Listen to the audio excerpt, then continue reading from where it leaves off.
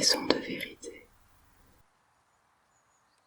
Pour les yeux, c'est une merveille que son flamboiement d'arbres, les uns après les autres, jaunes, ocre, rouge, brun, pour une courte période.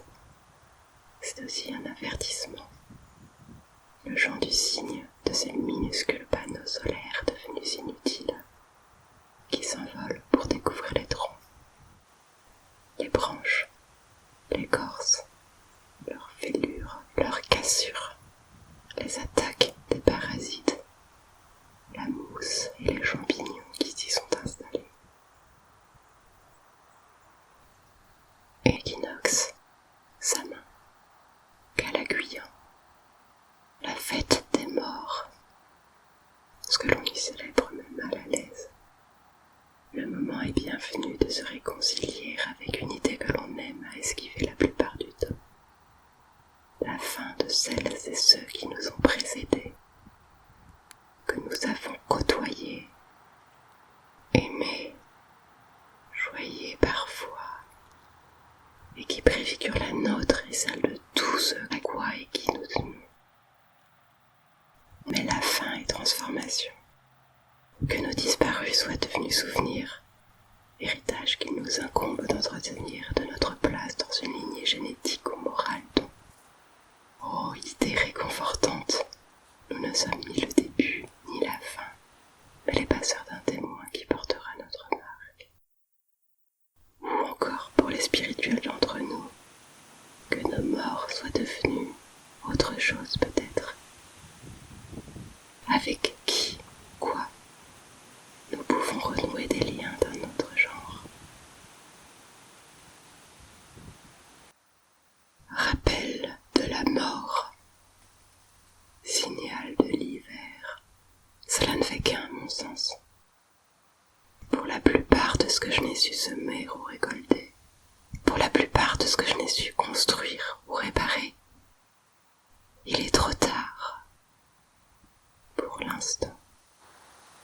Les jours sont courts, ceux de beau temps, précieux. Les fruits sont rares et les fêtes, fixées. Il n'est plus temps de courir au dehors au premier mouvement. Il faut guetter, préparer les occasions. L'automne est une voie qui mène vers soi, un chemin qui éloigne des distractions. Il n'est plus temps de fuir sa propre compagnie, mais de se regarder dans les yeux, de se rendre compte, à condition d'oser, si et dans quelle mesure on se plaît à fréquenter la personne que l'on est devenu. Parfois, ce que j'observe ou entends en moi me déplaît. Je me sens coupable de n'en avoir pas assez fait ou de ne l'avoir pas assez bien fait. Et cette espèce de bilan prend souvent des allures de catastrophe.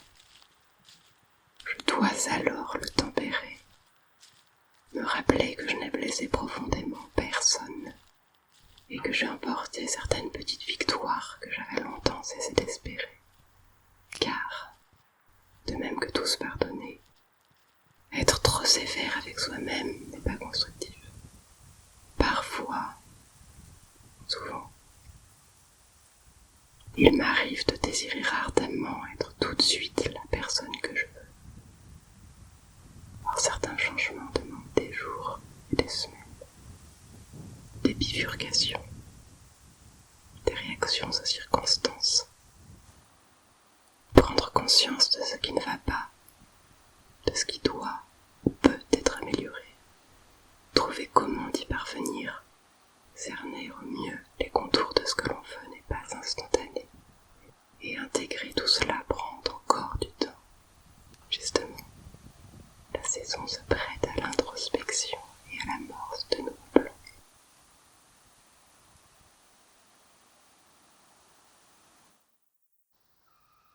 Le ralentissement nécessaire se laisse adopter pour prendre soin de son intérieur, de sa santé physique, de son sommeil, de son équilibre mental, de ce que l'on possède et dont on dispose.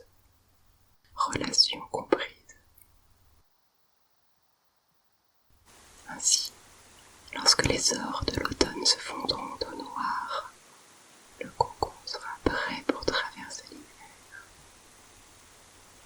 dans une immobilité pleine de promesses. Et puis, au retour de la lumière, à la reprise des activités extérieures, on renaîtra sous une forme étudiée, nourrie de ce que l'on saura souhaiter apporter dans le monde. Je suis ce que j'ai décidé, à tort ou à raison, de faire de ce que j'étais et je deviendrai ce que je déciderai de faire de ce que je suis. Voilà une leçon que l'automne m'a permis d'apprendre et m'offre de réviser chaque année. Pour l'instant, laissez-moi cueillir encore la beauté de ces fins d'après-midi déjà ombrées et venteuses, mais prodigues en couleurs qui ne m'ont rien coûté, en champignons et en châtaignes que je n'ai pas semés, en promenade unique dont le souvenir tapissera mes rêves des mois à venir. Laissez-moi apprécier les moments d'automne